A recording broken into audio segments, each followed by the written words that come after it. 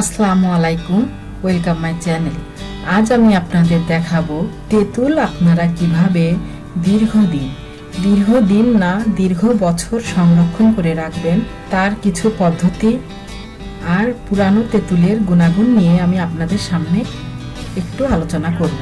আমার আলোচনা হয়তো আপনাদের পছন্দ নাও হতে পারে, কিন্তু আমি আমার নিজের অভিজ্ঞতা থেকে এই আলোচনাগুলো করছি। যদি আপনাদের পছন্দ না হয় তার জন্য আমি ক্ষমা চাচ্ছি। আগেকার মানুষ এই তেঁতুল সংগ্রহ করতেন গাছ থেকে পাকা তেঁতুল পেড়ে তেঁতুলের মাসটা নিয়ে আটিটা ফেলে দিয়ে রোদে ৩-৪ দিন শুকিয়ে মাটির পাত্রে এভাবে সংরক্ষণ করতেন। আজকাল মাটির পাত্রে এভাবে তেঁতুল সংরক্ষণ করতে পারেন, যেহেতু মাটির পাত্র আমার সমাজ থেকে এখন প্রায় বিলুপ্তির পথে।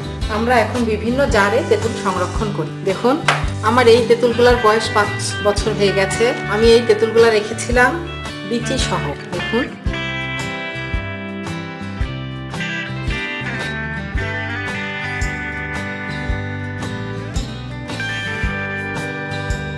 এই যে একটা বিচি পাওয়া গেছে। বিচিগুলাও একেবারে ধুলা ধুলা হয়ে গেছে, বিচিও একেবারে ধুলা মতো হয়ে গেছে। কিন্তু না, তেঁতুল আমরা বিচি সহ রাখবো না। আমরা বিচি থেকে তেঁতুল বের করে তারপরে আমরা তেঁতুল সংরক্ষণ করব। এটাও খারাপ নাই, কিন্তু এইভাবে তেঁতুল রাখলে খুব বেশি দিন থাকে না।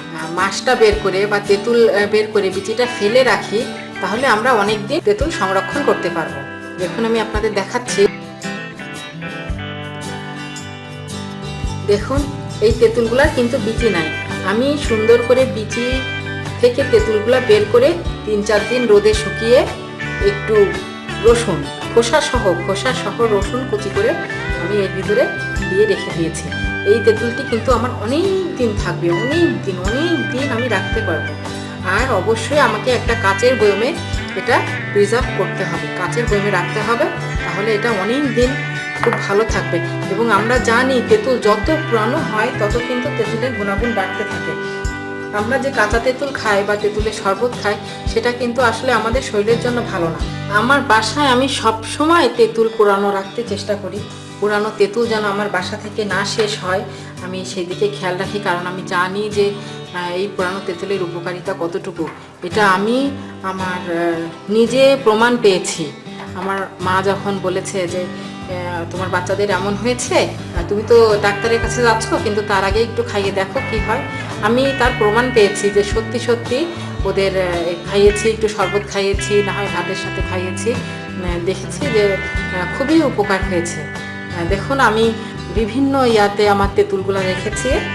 এটা তো ২০ বছর আগের তেঁতুল। এই এতটুকু তেঁতুলের দাম আমাকে একজন বলেছিল যে এই এতটুকু তেঁতুলের দাম আমি আপনাকে ১৬০০ টাকা দিব, আপনি আমার এই তেঁতুলটুকু দিয়ে দেন।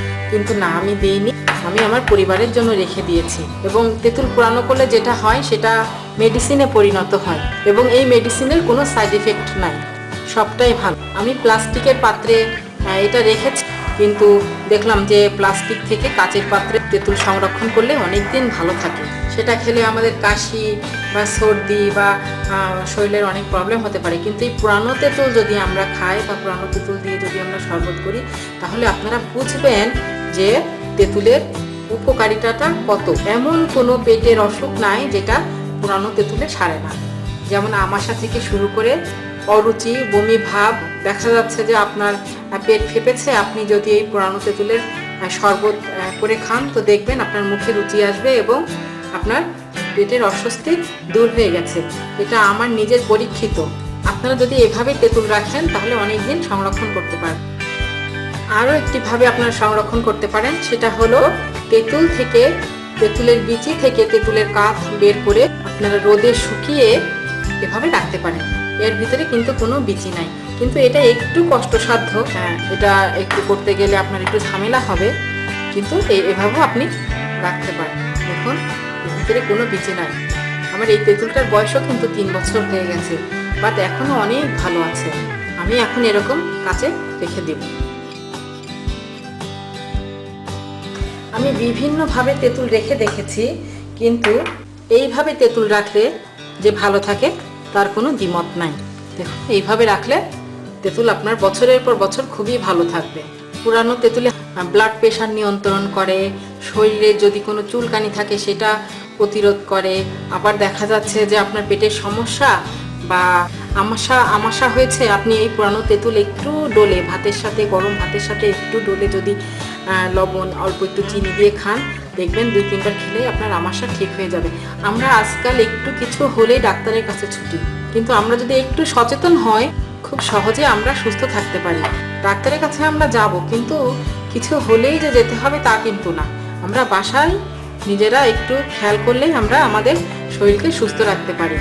আপনার ডায়রিয়া আছে বা আপনি যদি এই তেঁতুলের শরবত একটু খান, অল্প একটু চিনি একটু লবণ দিয়ে, বা যারা পারেন তারা শুধু যদি খান, তাহলে দেখবেন যে ডায়রিয়ার পরে আপনার কত ফ্রেশ লাগছে, বা ডায়রিয়ার পরে যে দুর্বলতাটা থাকে সেটা কেটে যাবে। এই তেঁতুলের পানিতে ডায়রিয়া সারবে আমি সেটা বলছি না, কিন্তু দুর্বলতাটা কেটে যাবে আপনার। আমি তেঁতুল সংরক্ষণের বেশ কয়েকটি পদ্ধতি নিয়ে আপনাদের সাথে আলোচনা করেছি। আপনাদের যদি এই পদ্ধতিগুলো পছন্দ না হয়, তাহলে আপনারা আপনাদের মতো করে তেঁতুল সংরক্ষণ করবেন। তবে আমি যেভাবে সংরক্ষণ করার চেষ্টা করেছি আর যেভাবে রেখে সফল হয়েছি, সেটা হলো তেঁতুল থেকে বিচি বার করে তার ভিতরে সামান্য রসুন কুচি দিয়ে 3-4 দিন রোদে ভালোভাবে শুকিয়ে আমি কাচের বয়মে সংরক্ষণ করব। সবচেয়ে ভালো হয় মাটির পাত্রে সংরক্ষণ করলে, কিন্তু যেহেতু এখন মাটির পাত্রের প্রচলন নাই আর ওইভাবে আমরা মাটির পাত্র ব্যবহার করি না, সেহেতু আমরা কাচের পাত্রে তেঁতুল সংরক্ষণ করব।